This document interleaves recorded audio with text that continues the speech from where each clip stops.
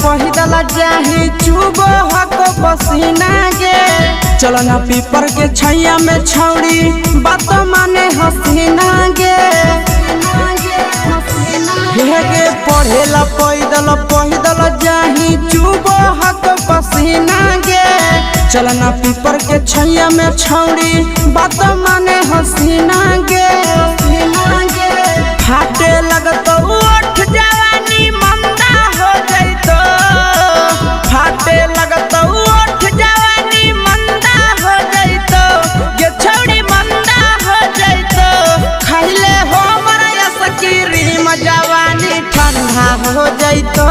खाइले हो मरा सकीरीम जवानी ठंडा हो जइतो। ठंडा हो जइतो।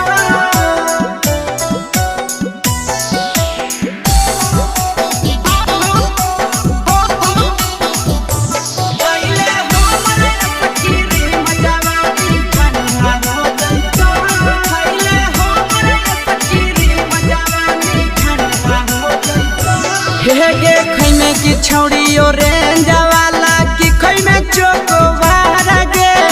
कह हो आशीष नंदनवा होई जो तैयार गे। हेगे खैमे की छौड़ी ऑरेंज वाला की खैमे चोकोबार गे। कह हो विकेश नंदनवा होई जो तैयार गे। अगे ऐठल जाते देखै में जादे देखै में गड़बड़ फंदा हो जइतो।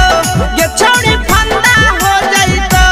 खाइले हो मरा सकीरीम जवानी ठंडा हो जइतो। खाइले हो मरा सकीरीम जवानी ठंडा हो जइतो।